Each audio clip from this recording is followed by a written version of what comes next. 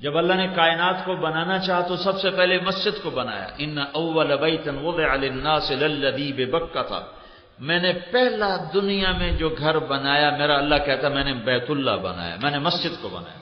یہ مسجد بنائی فرشتوں کے ذریعے سے، فرشتوں کے ذریعے سے۔ پھر نوح علیہ السلام کے طوفان میں یہ گر گیا، ایک ٹیلا رہ گیا، باقی گر گیا۔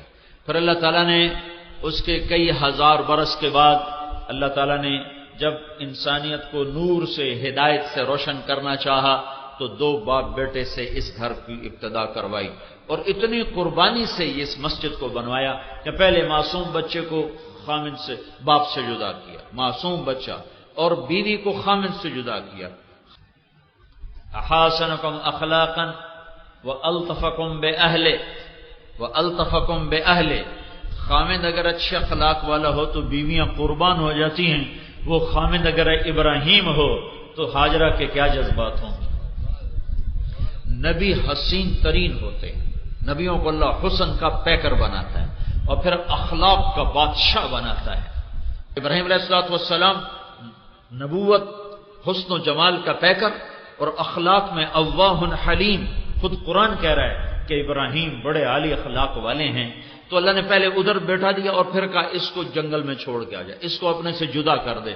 تو ابراہیم پہ کیا گزری ہوگی جب جوان بیوی کو چھوڑنے کا حکم ملا ہوگا۔ چلو ابراہیم علیہ السلام نے کی تو ایک بیوی سارا بھی ہے، اور ایک بیوی اور بھی تھی جو بعد میں کی، جس سے مدین پیدا ہوئی۔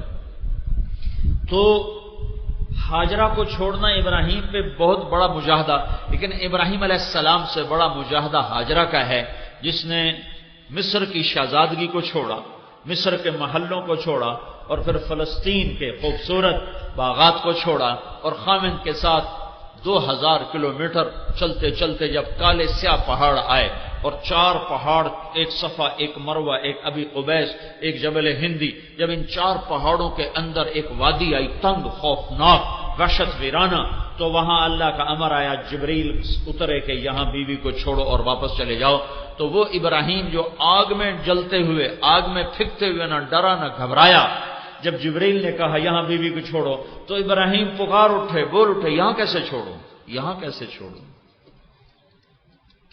آگ میں جاتے ہوئے نہیں کہا آگ میں کیسے جاؤں، کہ اگر جلانا ہے تو منظور ہے، لیکن جب اس خوفناک وادی میں کہا یہاں چھوڑو، کہا یہاں کیسے چھوڑوں، حالانکہ پتا ہے کہ اللہ کہہ رہا ہے چھوڑو، یہاں کیسے چھوڑوں۔ تو جبریل نے کہا اللہ چاہتا ہے چھوڑ دو، اس کی پشت سے ایک نبی آنے والا ہے اور یہاں اللہ کا گھر بننے والا ہے۔ مسجد کو بنانے کے لیے کتنی بڑی قربانی لی ہے۔ اب ہاجرہ جوان ہیں، 24-25 سال عمر ہے، اب ابراہیم علیہ السلام نے چھوڑا اور واپس چل دیے، اونٹ کی نکیل کو پکڑا اور چل دیے۔ اب ہاجرہ کہنے لگی کہاں جا رہے ہو؟ خاموش، جواب دینے کا امر نہیں ہے، چپ۔ کدھر جا رہے ہو؟ مجھے چھوڑ کے کہاں جا رہے ہو؟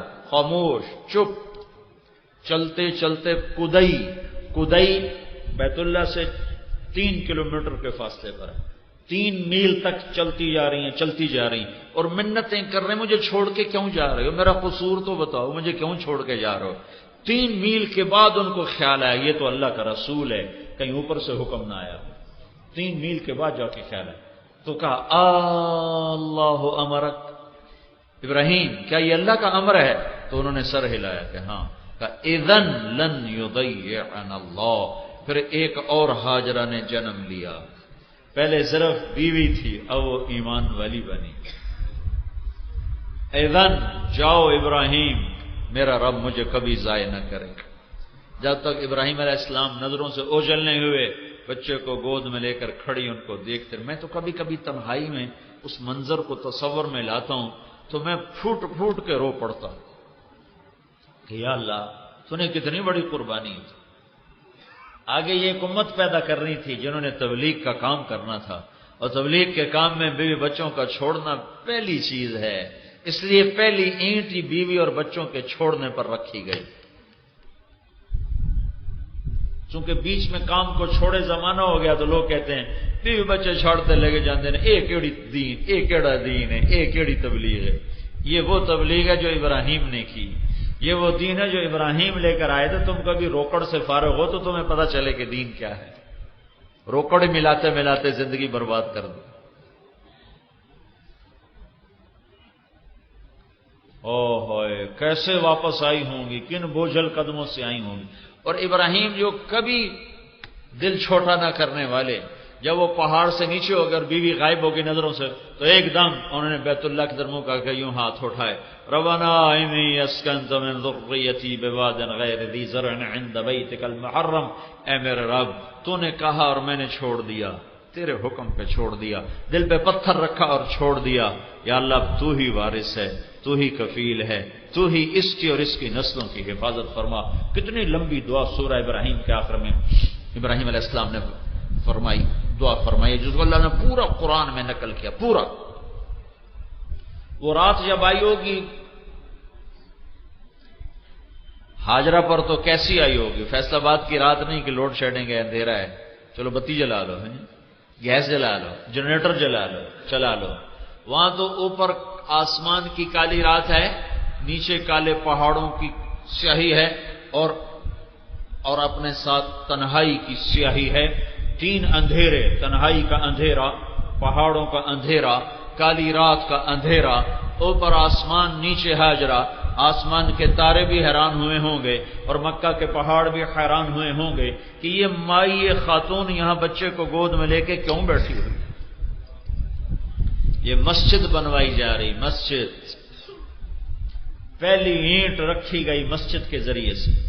مسجد اس کائنات کے لیے ایسے ہے جیسے جسم کے لیے روح ہے، جسم میں سے روح نکل جائے تو جسم میت ہے، جب مسجدیں ویران ہوتی ہیں تو شہر ویران ہو جاتے ہیں۔ ہمیں مسجد سے جڑنے والا بنایا، تو اللہ نے ابراہیم اور اسماعیل کی قربانی کو قبول فرما کر ان سے اپنا گھر بنوایا۔ پھر ہمارے نبی پاک صلی اللہ علیہ وسلم نے ساری زندگی کوئی دفتر نہ بنایا، آپ کا دفتر مسجد، آپ کی عدالت مسجد، آپ کے فیصلے مسجد، شادی بیاہ مسجد، وفود سے ملاقاتیں مسجد، قضاء کے فیصلے مسجد، لشکروں کے فیصلے مسجد۔ اور جب آپ مدینہ تشریف لے گئے تو آپ نے قباء میں 2 ہفتے قیام کیا، کلثوم بن حضم رضی اللہ عنہ کے گھر میں ٹھہرے، پہلے مسجد بنائی، 2 ہفتے میں مسجد مکمل ہوئی، پھر آپ تشریف لے گئے مدینہ، اور وہاں جا کر خالی جگہ تھی، وہاں آپ کی اونٹنی بیٹھی تھی، وہاں جا کر پھر آپ نے مسجد بنائی۔ جب آپ مسجد کی تعمیر کے لیے پتھر کٹھے کیے تو اب بیت اللہ سامنے ہے نہیں تو اندازے سے کرنا ہے، تو جبریل آئے اور اللہ کے نبی کے سامنے یوں پر مارا تو بیت اللہ سیدھا سامنے کر دیا، سارے پردے ہٹا کر بیت اللہ کو سامنے کر دیا، تو اللہ کے نبی کا محراب ٹھیک بیت اللہ کے سامنے ایسے۔ عقبہ بن نافع رضی اللہ تعالیٰ عنہ قیروان میں ہیں، قیروان ایک جنگل تھا اور وہاں چھاؤنی کی ضرورت تھی، اور وہ لشکر تھا کوئی 20-30 ہزار کا، اس میں 19 صحابہ تھے، تو عقبہ بن نافع رضی اللہ تعالیٰ عنہ صحابہ کو لے کر ایک ٹیلے پر چڑھے اور جنگل کی طرف منہ کر کے اعلان کیا، جنگل کے جانوروں 3 دن میں جنگل خالی کر دو، ہم اللہ کے نبی کے غلام ہیں، اس کے بعد جو بھی ملے گا ہم قتل کریں گے۔ تو 3 دن میں سارا جنگل خالی ہو گیا، اس کو کاٹ کے صاف کیا، گھر بنانے کا حکم دیا، خیمے گاڑنے کا حکم دیا۔ اب مسجد کی فکر پڑ گئی، مسجد بنانی ہے، اور کہاں تیونس کہاں بیت اللہ، تب قبلہ کیسے معلوم کروں؟ نہ تو کوئی کمپاس ہے وہ زمانہ ہے، اور تاروں سے بنائیں تو کوئی پورا اندازہ نہیں ہے، تو اس پریشانی میں سو گئے کہ کیا کروں۔ تو رات کو اللہ کے نبی خواب میں آئے، کہا عقبہ کیوں پریشان؟ کہا یا رسول اللہ مسجد بنانی ہے، قبلے کا رخ معلوم نہیں، کہا آؤ میرے ساتھ۔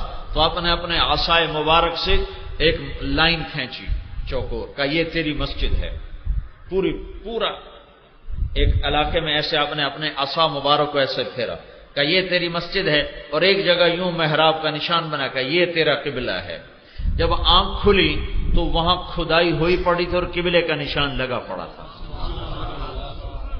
تو قیروان کی مسجد آج بھی موجود ہے، مسجد عقبہ بن نافع کے نام سے وہ آج بھی موجود ہے۔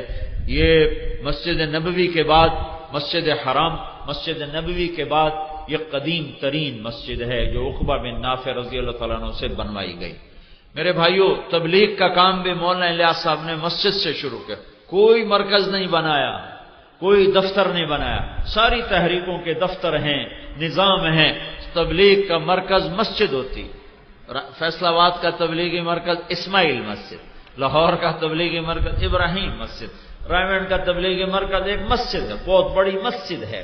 مسجد سے مردوں کو جوڑا، مسجد سے مردوں کو جوڑا، اللہ کی رحمت جو بیت اللہ پر اترتی ہے پھر وہ جاتی ہے مسجد نبوی کی طرف، پھر مسجد نبوی سے پھیلتی ہے وہ مساجد کی طرف کہ بیوتی فی الارض المساجد عمارها زوارها فطوبى لمن تطہر فی بیتہ ثم زارنی۔